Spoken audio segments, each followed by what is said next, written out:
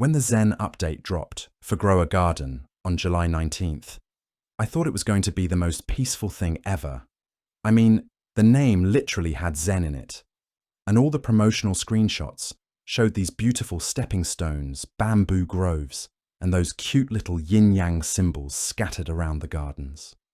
After months of chaotic prehistoric events with dinosaurs stomping around and meteors crashing into our crops, I was honestly ready for something calm and relaxing. My username is Maya, and I've been playing Grow a Garden since it first blew up on Roblox. Back when it only had like 3 million players, not the 21 million it has now. I remember when getting a simple rainbow mutation felt like winning the lottery, and now everyone's chasing these insane multipliers that can turn a single fruit into millions of shekels. But that's what made this game so addictive. Every harvest could change everything. The morning the update went live, I was practically vibrating with excitement. I'd been saving up shekels for weeks, and my garden was perfectly organized with my rarest mutations displayed right at the front. My bloodlit bamboo grove had this haunting red mist that made other players stop and stare, and my shocked carrots crackled with electric energy that lit up the entire corner of my plot. I'd worked so hard to get those mutations during the lightning storms, staying up way too late just to catch the perfect moment when the weather events hit. I loaded into my usual server around 6 in the morning. My friends Jake and Emma were already online, which wasn't surprising since we'd all been counting down to this update for days. The community garden felt different immediately. Where there used to be the familiar wooden signs and stone pathways, everything had this smooth, minimalist aesthetic. Clean white stepping stones led between the 5-player plots, and there were these gorgeous bamboo installations that swayed gently in the virtual breeze. "Dude, this is so aesthetic," Emma messaged in the chat. Her avatar was standing next to the new seed vendor area, which had been completely redesigned with sliding paper doors and ZEN rock gardens. "I'm getting such good vibes from this update." Jake was already at Sam's seed shop, which had been transformed into this beautiful pagoda-style building. The old wooden counter was gone, replaced by a sleek bamboo surface with neat rows of seed packets arranged like some kind of meditation altar. But something felt off about Sam himself. Usually, he'd greet us with his cheerful, "Welcome back, farmer," dialogue. But today, he just stood there silently, his pixelated face staring straight ahead with this blank expression. "Is Sam glitching for you guys?" I typed, walking my avatar closer to the NPC. His usual brown apron had been replaced with flowing white robes, and his eyes seemed darker somehow, like someone had changed the texture file to make them more hollow. "Yeah, he's been weird all morning," Jake replied. I bought some of the new ZEN seeds, but he didn't say anything, just took my shekels and stood there. I browsed through the new seed selection, and honestly, it was beautiful. There were lotus seeds that promised to bloom into these massive pink flowers, meditation moss that would create peaceful ground cover, and something called harmony herbs that supposedly had a calming effect on your entire garden. The descriptions were written in this poetic style that felt so different from the usual straightforward text. Instead of "grows in 5 minutes", it said things like "blooms when inner peace is achieved" and "harvests under the gentle moon's guidance." But the seed that caught my attention was tucked away in the corner of the shop interface. Radioactive carrots. The icon showed a normal-looking carrot, but with this faint green glow around the edges. The description was vague. Special event seed. Requires community cooperation. Handle with care. "Check out these radioactive carrots," I messaged my friends. "They're in the event section." Emma's avatar ran over to look. "Oh, weird. I don't see those in my shop. Are you sure they're there?" I took a screenshot and shared it in our Discord. The image showed my screen clearly, with the radioactive carrot seeds right there in the shop menu. But when Emma and Jake looked at their own screens, that section was completely empty. "That's so strange," Jake said over voice chat. "Maybe it's a bug, or maybe only certain players can see them." Or I decided to buy a packet anyway. They cost way more than normal seeds, like 50,000 shekels each, but I was curious.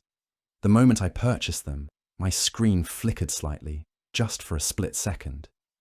It was so brief I almost thought I imagined it, but there was definitely a weird visual glitch that made everything look slightly more saturated, like someone had turned up the contrast on my monitor.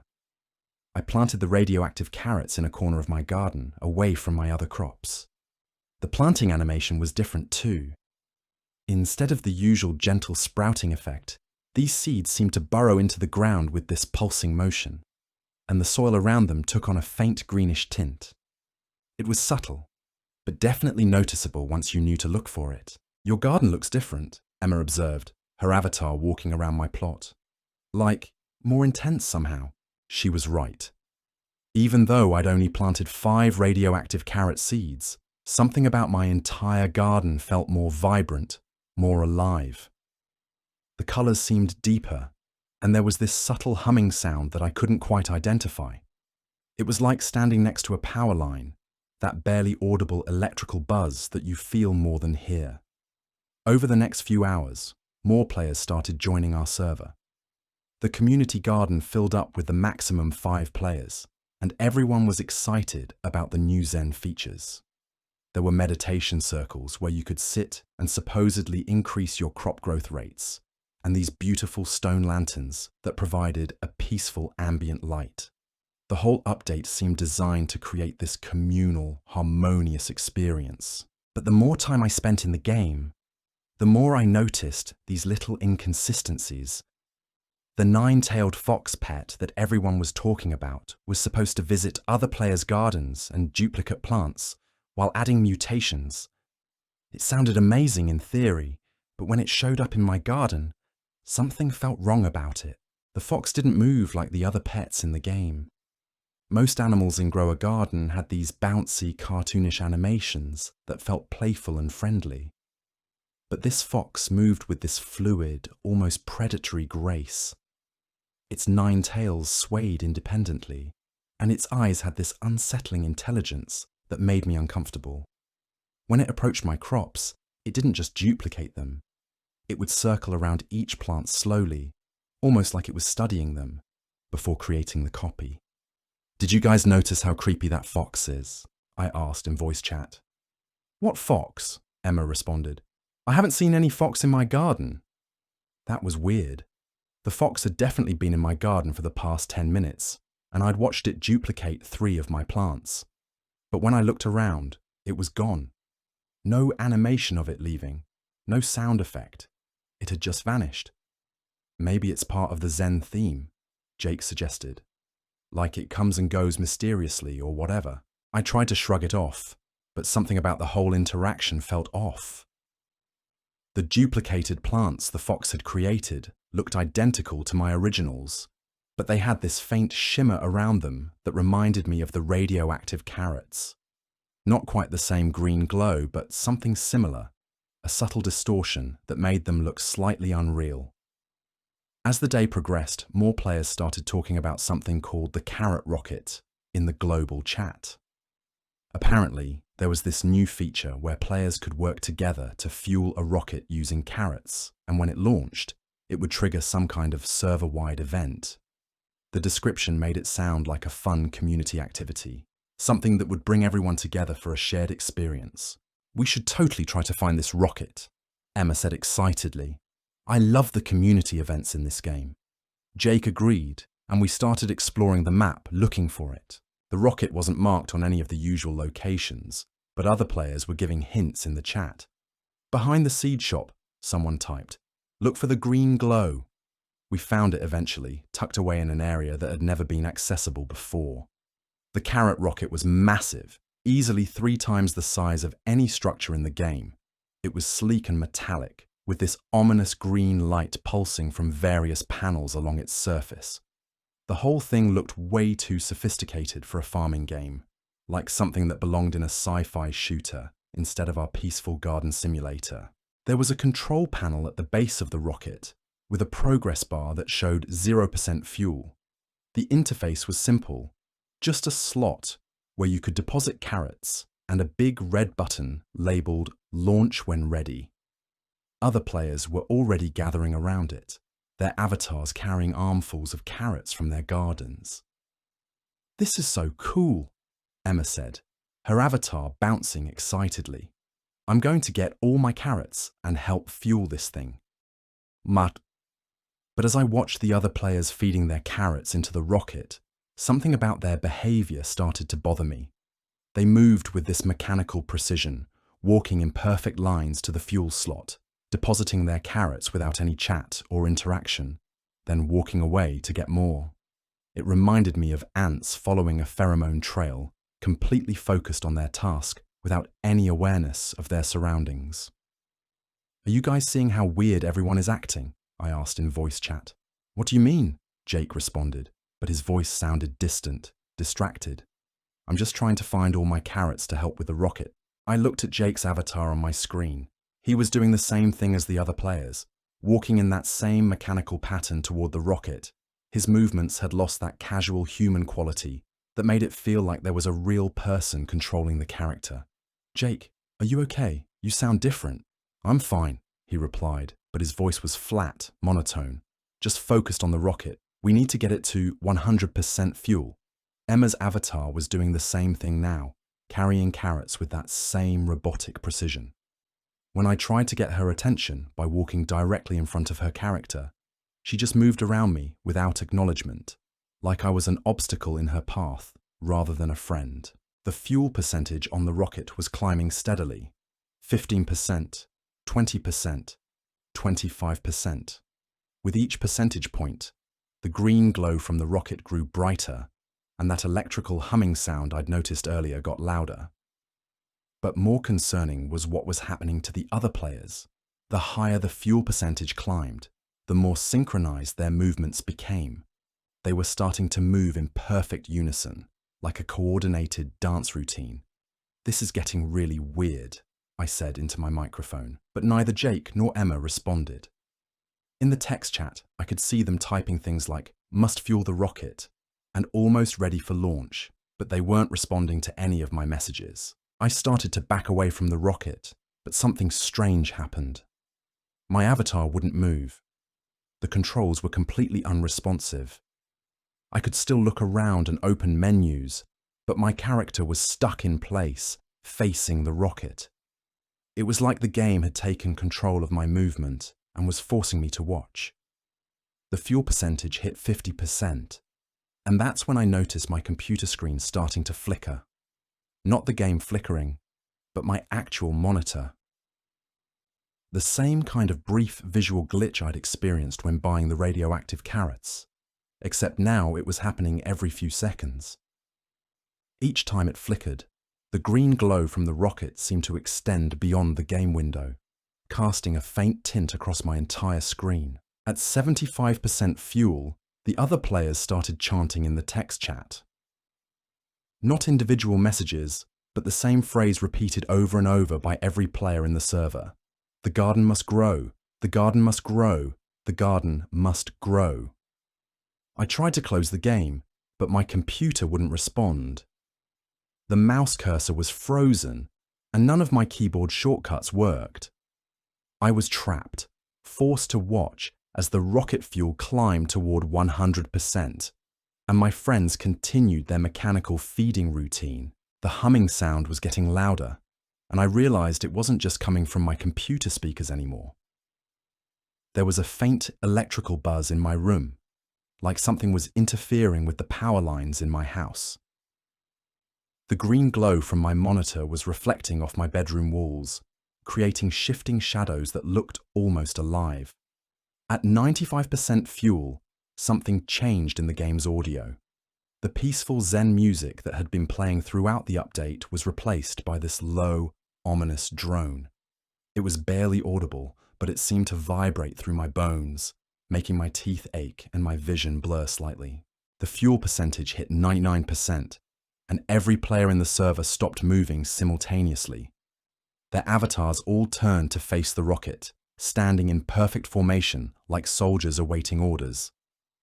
The green glow was so bright now that it was hard to look directly at the screen, but I couldn't look away. Something was compelling me to watch, to witness whatever was about to happen. The progress bar ticked over to 100%, and the rocket began to rumble. The launch sequence initiated with a sound I'd never heard before in any video game. It wasn't the typical cartoon rocket noise you'd expect from a farming simulator. This was deep, resonant, almost organic, like the rocket itself was breathing, inhaling before a massive exhale that would change everything forever. The green glow intensified until my entire monitor looked like it was underwater in some toxic lagoon. I could feel the light burning into my retinas, but I still couldn't look away or close my eyes. It was like my eyelids had forgotten how to function, frozen open by some invisible force emanating from the screen. Then the rocket moved. It didn't blast off with fire and smoke like rockets in movies. Instead, it rose slowly, deliberately, with this sickening organic motion that reminded me of a massive worm emerging from the earth. The metallic surface rippled and pulsed as it ascended, and I could swear I saw veins of green light spreading across its hull like a circulatory system pumping radioactive blood. As the rocket climbed higher into the pixelated sky, something fundamental changed in the game's atmosphere. The peaceful Zen music didn't just stop. It seemed to get sucked backward into silence, leaving behind a void that made my ears ring. The bamboo installations that had been swaying gently in the virtual breeze suddenly went completely still, like someone had pressed pause on the entire world except for that ascending nightmare. "Launch successful" appeared in the chat, but it wasn't typed by any player. The message came from the system itself in that same mechanical font used for server announcements. Except the text was pulsing with that same green glow, and each letter seemed to drip slightly, like it was made of liquid radiation. The rocket reached the top of the skybox and exploded. But calling it an explosion doesn't capture what actually happened.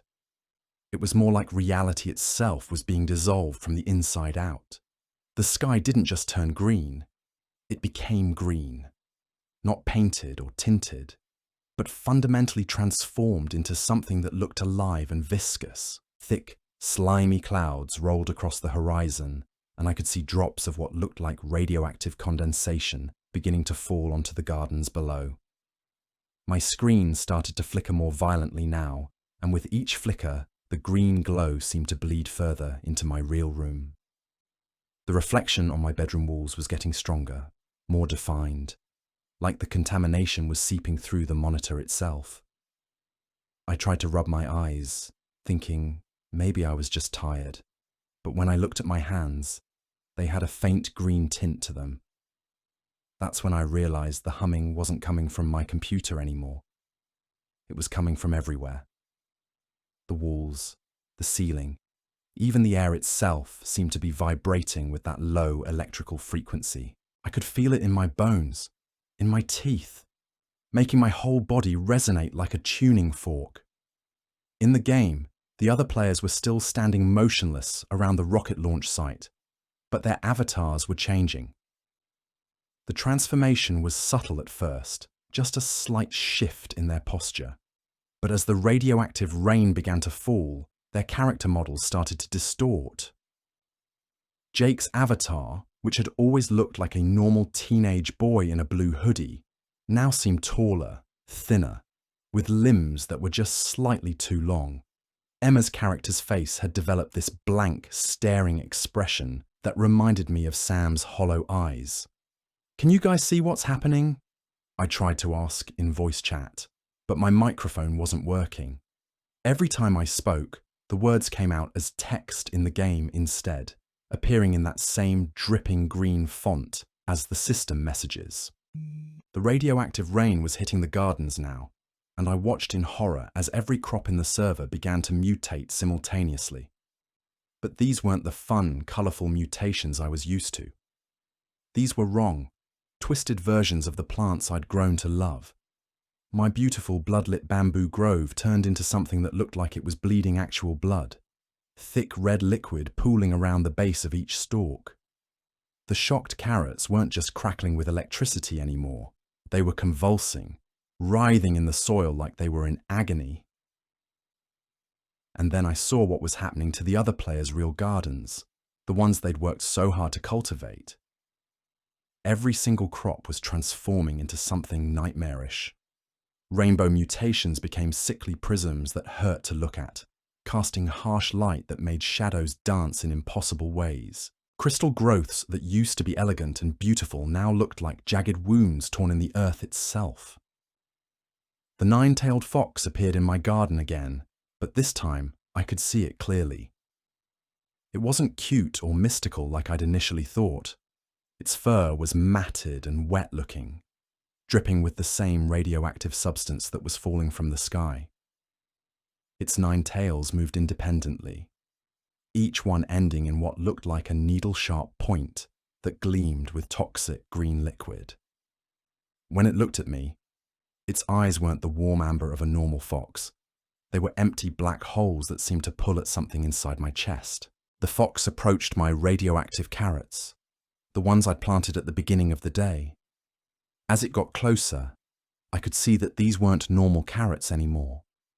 They had grown massive, easily the size of tree trunks, and their surface was covered in pulsing veins of green light. The fox began to circle them, and with each revolution, the carrots grew larger and more distorted.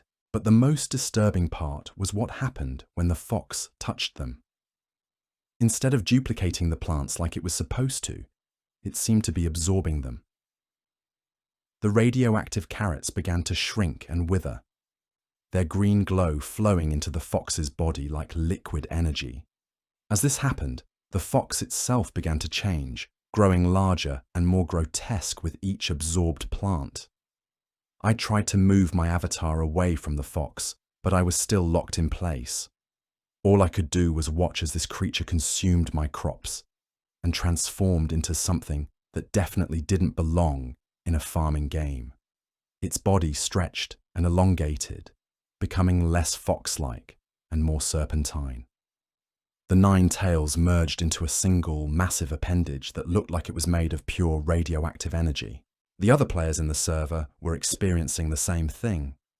Their avatars were frozen in place while their gardens were systematically consumed by copies of the fox that had appeared in each plot.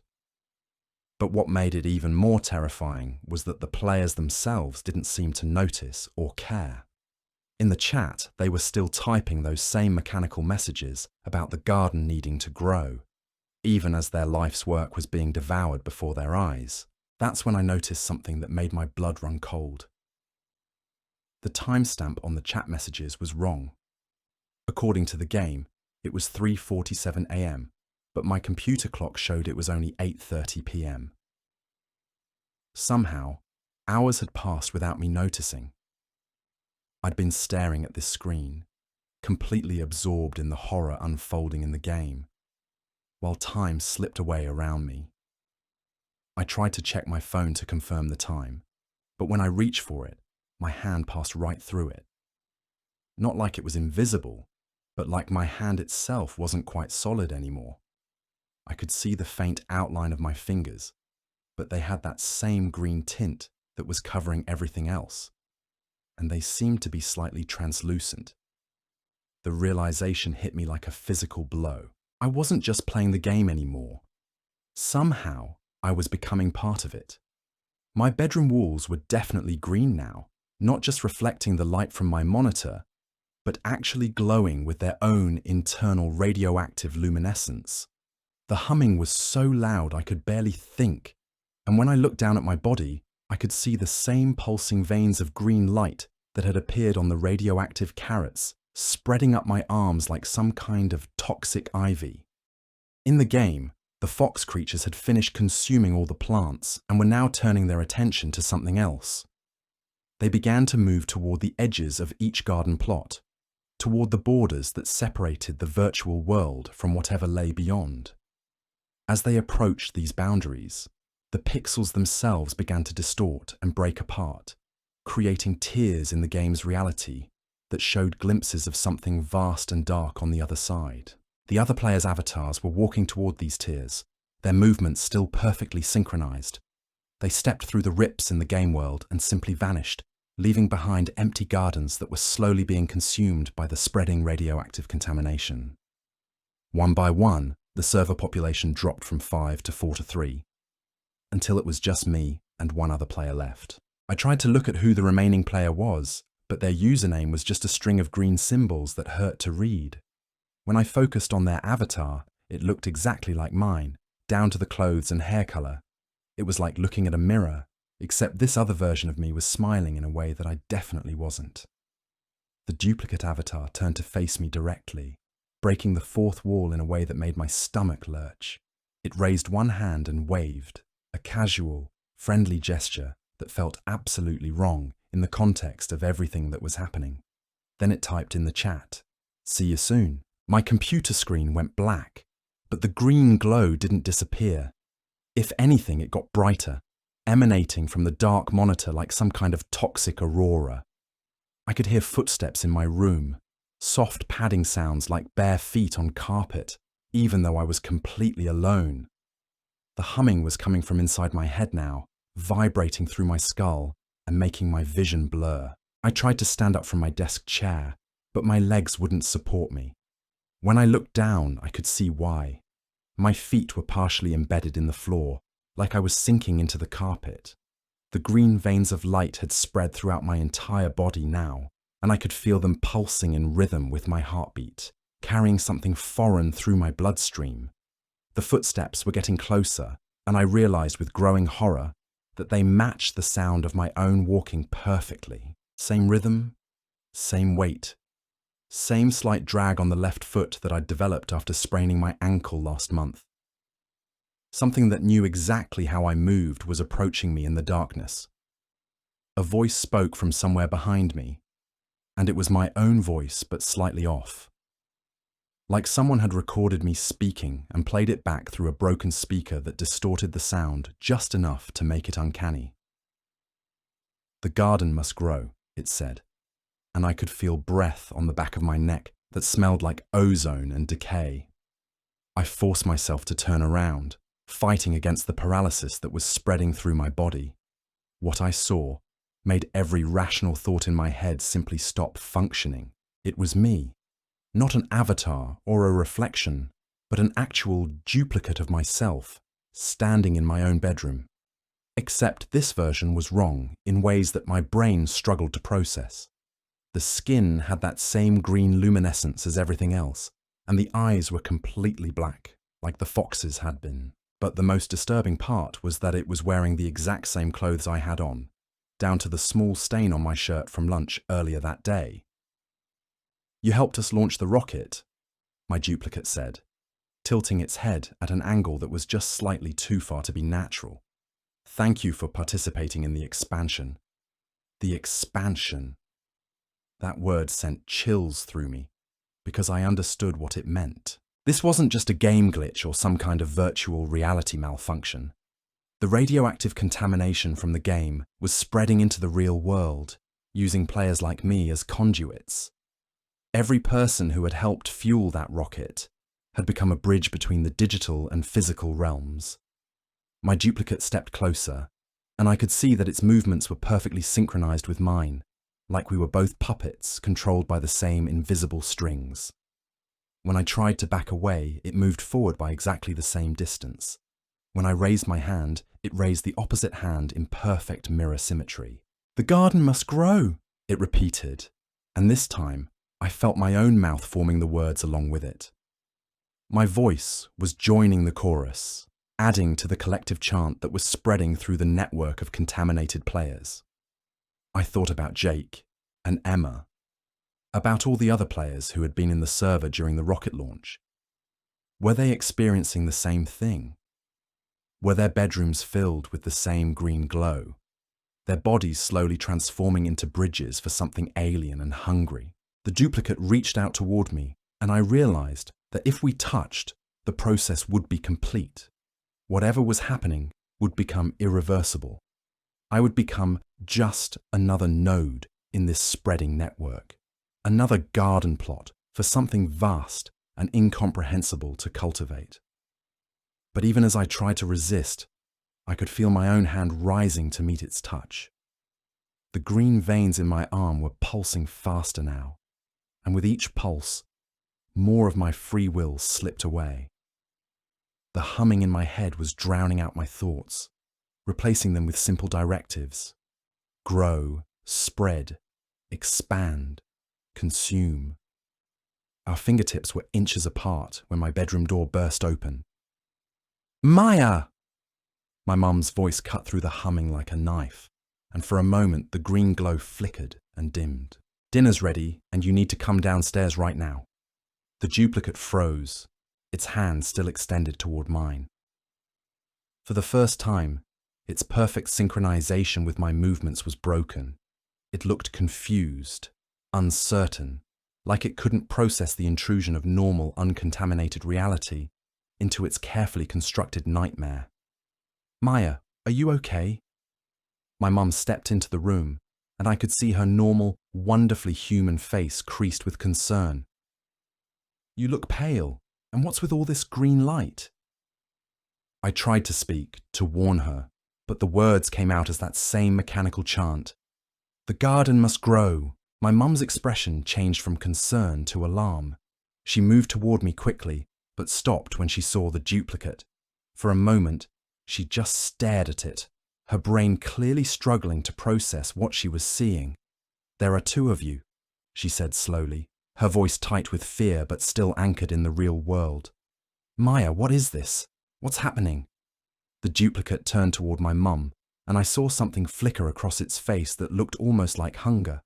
It took a step toward her, and I realized with absolute terror that it was going to try to touch her, to spread the contamination to someone else. "Don't let it touch you!" I managed to scream, my voice breaking through the mechanical chanting for just a moment. "Mum, run!" But instead of running, my mum did something that completely surprised both me and the duplicate. She walked straight up to my computer and unplugged it from the wall. The effect was immediate and devastating. The green glow flickered like a dying light bulb, and the duplicate let out a sound that was part scream, part static, part something that no human throat should ever make. Its form began to pixelate and break apart, like a low-resolution image being deleted in real time. "The connection," it gasped with my voice, reaching desperately toward the now dark monitor. The garden needs the connection, but it was too late. Without the direct link to the game servers, whatever force was sustaining the duplicate began to weaken. The green veins in my own body started to fade, and I could feel sensation returning to my limbs. The humming in my head quieted to a whisper, then disappeared entirely. The duplicate made one last desperate lunge toward me, but its hand passed right through mine like smoke, with a final, distorted echo of my own voice saying, "The garden must grow." It dissolved completely, leaving behind nothing but the faint smell of ozone and the memory of those empty black eyes. I collapsed into my mum's arms, shaking uncontrollably as the full reality of what had just happened crashed over me. She held me tight, her warmth and solidity anchoring me back to the real world. But I could still feel the echo of those green veins in my bloodstream, dormant but not entirely gone. "What was that thing?" she whispered, her voice trembling. "Maya, what have you been playing?" I tried to explain about the game, about the ZEN update and the radioactive carrot rocket, but it all sounded insane even to me. How could I make her understand that a farming game on Roblox had somehow reached through the screen and tried to replace me with a contaminated duplicate? My computer remained unplugged for the rest of the night, but I could still feel its presence in the room, like a sleeping predator. Every time I looked at the dark monitor, I half expected to see that green glow flickering back to life, waiting for another chance to complete whatever process had been interrupted. The next morning, I finally worked up the courage to plug the computer back in and check what had happened to my Grow a Garden account. When I logged in, my garden was completely empty. Every plant, every mutation, every shekel I'd earned over months of playing was gone. The plot was just bare dirt, as if I'd never played the game at all. But in the center of the empty garden, there was a single radioactive carrot growing. It pulsed with that familiar green glow, and when I clicked on it, a message appeared. Thank you for participating in the expansion. The garden remembers. I closed the game immediately and haven't opened it since. But sometimes, late at night, I can still hear that humming in the walls of my house, and I wonder how many other players are still out there, slowly being transformed into bridges for something that wants to grow far beyond the boundaries of any virtual world. The ZEN update is still live, and millions of players log in every day to tend their peaceful gardens, never knowing that they're feeding something vast and hungry that sees our reality as just another plot of soil waiting to be cultivated.